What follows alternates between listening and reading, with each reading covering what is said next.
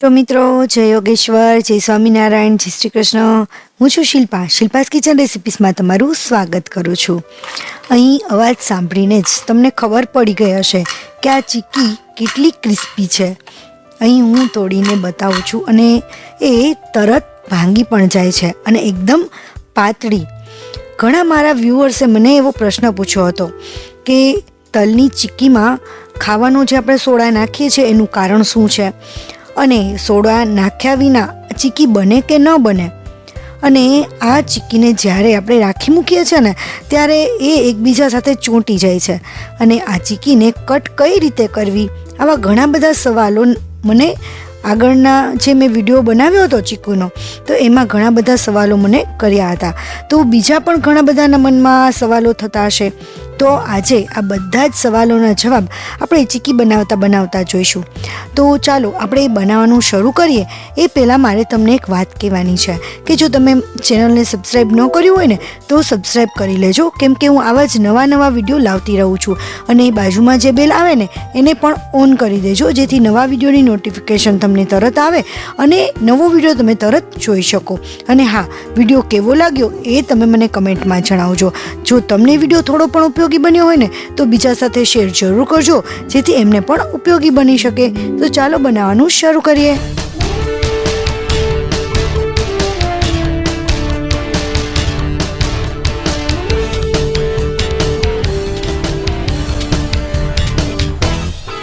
હવે સૌથી પહેલાં તો આપણે એક નાની વાટકી એવા તલ લીધા છે. તમે જેટલી ક્વોન્ટિટીમાં બનાવો એ પ્રમાણે તમે તલ લઈ શકો. અને એનું માપ અને ગોળનું માપ કઈ રીતે લેવું ને એ હું તમને આગળ બતાવીશ. તો ત્યારે આપણે તલને શેકી લઈએ અને તલને આપણે મીડિયમ ફ્લેમ ઉપર જ શેકીશું. અને જ્યાં સુધી આ રીતે તલ ફૂટવા લાગે થોડા ત્યાં સુધી આપણે શેકવાના છે. પરંતુ તલ થોડા ફૂટે ને ત્યાર પછી થોડી વાર આપણે શેકવાના, જેથી બધા જ તલ આ રીતે ફૂટી જાય. તો આ રીતે તલ ફૂટી જાય ત્યાર પછી આપણે ગેસને ઓફ કરી દઈશું અને હવે એને થોડી વાર હલાવતા રહીશું, જેથી કરીને નીચે એ દાજી ના જાય. અથવા તો બીજા બાઉલમાં કે બીજા કોઈ પણ વાસણમાં ટ્રાન્સફર કરી લઈશું. અને ત્યાર પછી અહીંયા મેં ગોળ લીધો છે.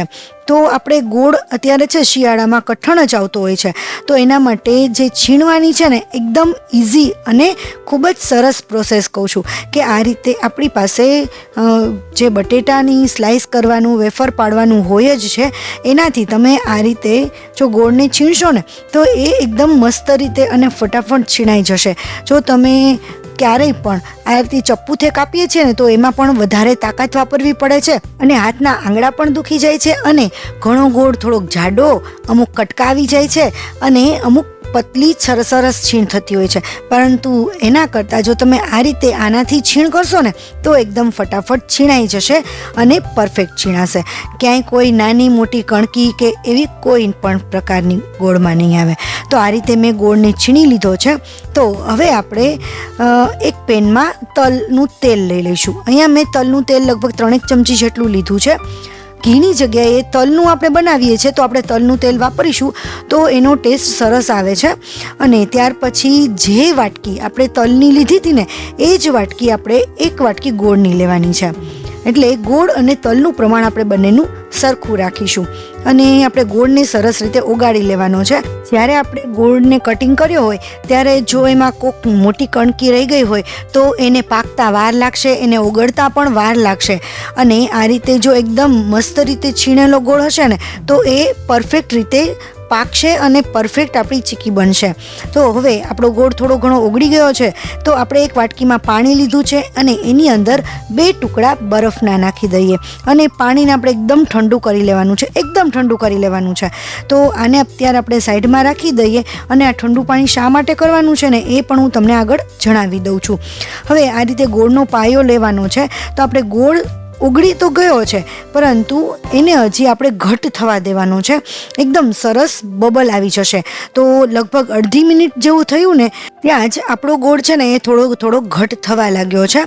અને હા મિત્રો, અહીંયા હું તમને જણાવી દઉં કે આજે આપણે જે સોડા નાખે છે ને એ સોડા નાખ્યા વિના જ આપણે ચીકી બનાવવાના છીએ. અને સોડા નાખવાનું કારણ શું છે એ હું તમને જણાવું કે સોડા એટલા માટે નાખવો પડે છે કે ઘણી વખત ચીકીનો જે ગોળ હોય છે એ ડાર્ક કલરનો આપણે ગોળ લેતા હોય છે કે બ્રાઉન કલરનો ગોળ આવે છે. તો બ્રાઉન કલરના ગોળને જ જો આપણે શેકીએ છીએ ને ત્યારે એ વધુ ને વધુ બ્રાઉન થઈ જતો હોય છે. અને ચીકીને એકદમ ક્રિસ્પી બનાવવા માટે એ ગોળને એકદમ વધારે જ આપણે પકાવવો પડતો હોય છે, એનો પાયો લેવો પડતો હોય છે કે જેથી આપણી ચીકી જે છે ક્રિસ્પી બને. તો જ્યારે ક્રિસ્પી બનાવવા માટે પાયો લેવા માટે એ ડાર્ક કલરનો કરીએ છીએ ને ત્યારે એ ચીકી બહુ જ ડાર્ક કલરની લાગતી હોય છે, કાળા કલર જેવી. તો એ કાળા કલરની ન લાગે અને એકદમ ડાર્ક કલર ન થઈ જાય એના માટે થોડો એવો સોડા નાખવામાં આવે છે કે જેથી એનો કલર ચેન્જ થઈ જાય અને ચીકીનો કલર પણ પ્રોપર રીતે આવી જાય. તો એટલા માટે જ સોડા નાખવામાં આવે છે. આજે આપણે સોડા વિના જ બનાવવાના છીએ, તો તમે જોજો કે કેવી બને છે. તો આપણો ગોળ અહીંયા થોડો ઘટ થવા આવ્યો છે ત્યાં સુધીમાં આપણે એક બીજી પ્રોસેસ કરી લઈએ કે અહીંયા એક જાડી આપણે બેગ લેવાની છે, કોઈ પણ કોથળી લેવાની છે અને એની અંદર આપણે તલનું તેલ લગાડી લઈશું. આખી કોથળીની અંદર તલનું તેલ લગાડી લેવાનું છે. અને હા, થોડી એવી જાડી કોથળી લઈશું કે જેથી કરીને જ્યારે પણ આપણે ચીકી નાખીએ એ ગરમ ગરમ ચીકી હોય છે, તો ચીકીના ગરમને હિસાબે કોથળી સંકોચાઈ ના જાય. જો પાતળી કોથળી લીધી હશે ને તો એ સંકોચાઈ જશે. એટલા માટે ચીકીને ગરમ ગરમ નાખવા માટે જાડી કોથળી લેવી જરૂરી છે. તો આ રીતે બધી જ જગ્યાએ પ્રોપર રીતે ક્યાંય પણ બાકી ના રહે એ રીતે આપણે તલનું તેલ લગાડી લેવાનું છે, જેથી કરીને એ જ્યારે ઉખડે ને ત્યારે પ્રોપર રીતે ઉખડી શકે. તો હવે મિત્રો આપણે આગળ જોઈએ કે આપણો ગોળ છે એ સરસ ઘટ થવા માંડ્યો છે. અને આ જગ્યાએ આપણે એક વખત ચેક કરી લઈએ કે આપણે જે બરફવાળું પાણી કર્યું હતું ને એની અંદર આપણે થોડા એવા ડ્રોપ્સ ગોળના નાખી દઈએ અને આ રીતે જોઈ લઈએ અને ચેક કરી લઈએ કે જો એકદમ સરસ તૂટી જતું હોય ને, પાતળા જે છે એ તૂટી જાય એ તો બરોબર છે, પણ કોઈ જાડી કણકી હોય ને એ પણ આ રીતે તૂટી જવી જોઈએ. અને હા, બરફનું પાણી લેવું જરૂરી છે કારણ કે બરફના પાણીમાં ગોળ તરત ઠંડો થઈ જાય છે અને આપણને તરત ખ્યાલ આવી જાય છે કે આપણી જે ચીકી માટેનો ગોળ તૈયાર છે કે નહીં. તો આ રીતે ગોળ તૈયાર થઈ જાય ત્યાર પછી આપણે એની અંદર તલ નાખી દઈશું. આપણે 1 વાટકીના પ્રમાણમાં 1 વાટકી ગોળ લીધો હતો એટલે આ બધા જ તલ એની અંદર આપણે નાખી દઈશું. અને હા મિત્રો, તમે જો માંડવીની ચીકી એટલે કે સિંગની ચીકી બનાવતા હોય કે દાળિયાની ચીકી બનાવતા હોય તો એના માપ પણ આ જ રીતે કરવાનું છે. અને કોઈ પણ ચીકી બનાવો તો આ રીતે તમે ચીકી બનાવી શકો છો. અને હા, હવે આપણે બધા જ તલને એકદમ પ્રોપર રીતે મિક્સ કરવાના છે અને થોડો એવો ગેસ ધીમો રાખીશું કારણ કે જ્યારે આપણે ગેસને સાવ બંધ કરી દઈએ છીએ ને ત્યારે આપણી જે ચાસણી આવેલી હોય છે ને ગોળની, એ ગોળની ચાસણી તલ નાખવાથી એ પાછી પડી જતી હોય છે. કે તલ નાખીએ છીએ ને ત્યારે એ થોડા એવા તલ ઠંડા થઈ ગયા હોય છે એટલે એ પાછી પડી જાય છે. પરંતુ આપણે થોડી વાર ગેસને સ્લો ફ્લેમ ઉપર રાખીશું અને આ રીતે બધું જ મિક્સ કરી લઈશું એટલે જ્યારે પણ આપણે ચીકીને રાખી મૂકીએ ને ત્યારે ચોંટી નહીં જાય. પરંતુ જો ગેસને બંધ કરી અને આ રીતે મિક્સ કરશો ને તો એ છે ને આપણી ચાસણી થોડી પાછી પડી જાય છે અને આપણી ચીકી છે ને પ્રોપર બનતી નથી અને જ્યારે એ આપણે રાખી મૂકીએ છીએ ત્યારે એ થોડી ઢીલી પડી જતી હોય છે. તો એ પ્રોબ્લેમ નહીં આવે. અને હા મિત્રો, હવે આપણે બધા જ તલ સરસ મિક્સ થઈ ગયા છે અને ફ્લેમને સ્લો રાખેલી હતી. હવે ગેસની ફ્લેમને ઓફ કરી અને આપણે જે કોથળી ઉપર તલનું તેલ પાથરેલું હતું એની અંદર આપણે આ રીતે સ્પ્રેડ કરી દઈશું. થોડું એવું સ્પ્રેડ કરીશું અને ત્યાર પછી આ બધું ભેગું થઈ જાય ત્યાર પછી આપણે જે કોથળી છે એને આપણે બેવડી વાળી દઈશું. અને જો તમારી ચીકી છે થોડી વધારે પ્રમાણમાં તમે બનાવતા હોય ને અને તમારે એવડી મોટી કોથળી ના હોય તો તમે 2 કોથળી પણ લઈ શકો છો. એક કોથળી તમે નીચે પાથરી શકો છો અને બીજી કોથળી એની ઉપર રાખી અને આ જ પ્રોસેસ તમે કરી શકો છો. અને બંને કોથળીમાં તેલ લગાવી લેવું એટલે ઉપર કે નીચે બંને પ્રોપર રીતે ચોટી પણ ના જાય અને પ્રોપર રીતે આપણી ચીકી બને. અને આ રીતે વાટકીની મદદથી એકદમ સરસ રીતે પાતળી કરી લેવાની છે. તમે કોઈ પણ મોટી વાટકી હોય તો એની મદદથી કરી શકો છો અને હા, થાળીની મદદથી પણ કરી શકો છો. થાળીની મદદથી એકદમ ફટાફટ થાય છે અને તમે ફટાફટ આ રીતે પતલી કરી શકશો. તો આ રીતે બધી જ ચીકીને આપણે એકદમ પતલી, જેટલી તમારે પતલી કરવી હોય એટલી પતલી થઈ શકશે. એકદમ પાપડ જેવી પણ આનાથી પતલી થઈ શકે છે. તો આ રીતે આપણે ચીકીને પતલી કરી લઈશું. અને હા, ચીકી જ્યાં સુધી ગરમ હોય ને ત્યાં જ આપણે કટ કરીશું. મારા ઘણા વ્યુઅર્સે મને કીધું હતું કે ચીકીને કટ કઈ રીતે કરવી એ તમે મને બતાવ્યું નથી. તો આ રીતે ચીકીને ચપ્પુની મદદથી જ્યાં સુધી ગરમ હોય ને ત્યાં જ આપણે ઉપર કટ કરી લઈશું. પણ હું તો જ્યાં ઉપર કટ કરવા જાઉં છું ને, મારી ચીકી એટલી ક્રિસ્પી બની છે ને કે આ જે ગરમ છે ને ત્યાં જ એ થોડી તો કટ થવા લાગી છે. તો આ રીતે જેવડા પીસ કરવા હોય, સ્ક્વેર પીસ કે લંબચોરસ કરવા હોય કે ડાયમંડ શેપ કરવા હોય, તમને જેવા પસંદ હોય એવા શેપ તમે આને કરી શકો છો.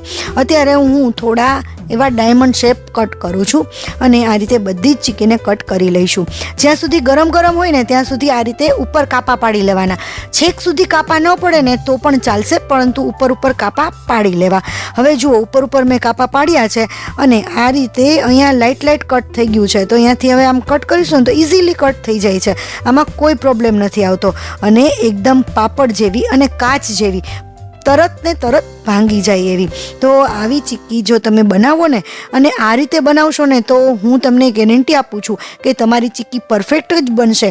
આપણે સોડા પણ નથી નાખ્યો છતાં પણ આપણી ચીક્કી એકદમ મસ્ત બનશે. જો તમે ગોળ છે એ બ્રાઉન કલરનો લેતા હોય ને તો તમારે થોડો સોડા નાખવાની જરૂર પડશે, કારણ કે જ્યારે એ ગરમ થાય છે ત્યારે એ ડાર્ક કલરની જગ્યાએ થોડો એવો લાઇટ કલર બની જાય. અને આ રીતે વ્હાઈટ ગોળ લેતા હોય ને તો આપણે સોડા નાખવાની કોઈ પણ જરૂર નથી. તો જો તમે આ ચીક્કી છે આપણી એકદમ ફટાફટ કટ થઈ જાય છે. તો આ રીતે બધી જ ચીક્કીને કટ કરી લીધી છે અને આપણે આ ચીક્કીને જોયો કે જે છે આપણે ડીશમાં નાખીએ છીએ તો એકદમ ક્રિસ્પી અને ચોંટતી પણ નથી જરાય. આવી રીતે ગરમ છે અને છતાં પણ આ ચીક્કીમાં અવાજ આવે એટલી ક્રિસ્પી છે. તો મિત્રો, તમે આ રીતે જો બનાવશો ને તો મારી 100%ની ગેરંટી છે કે તમારી ચીક્કી ચોંટશે પણ નહીં અને એકદમ ચીક્કી પરફેક્ટ બનશે. અને હા મિત્રો, તમને મારી આ રેસીપી કેવી લાગે મને કમેન્ટમાં જરૂર જણાવજો. અને હા, તમને જો થોડી પણ ઉપયોગી બની હોય ને તો તમે બીજા સાથે શેર જરૂર કરજો, જેથી બીજાને પણ ઉપયોગી બની શકે. અને હા, તમે મારી ચેનલને હજી સુધી સબસ્ક્રાઈબ નથી કર્યું તો આવા જ નવા વિડીયો જોવા માટે ચેનલને સબસ્ક્રાઈબ કરી લેજો. અને હા, બાજુમાં જે બેલ આવે ને એને ઓન કરી દેજો, જેથી નવી રેસીપીનો વિડીયો તમારે તરત જોઈ શકો, તમારી પાસે તરત પહોંચી શકે. Thank you for watching. નવા વિડીયો સાથે ફરીથી મળીશું. ત્યાં સુધી બાય.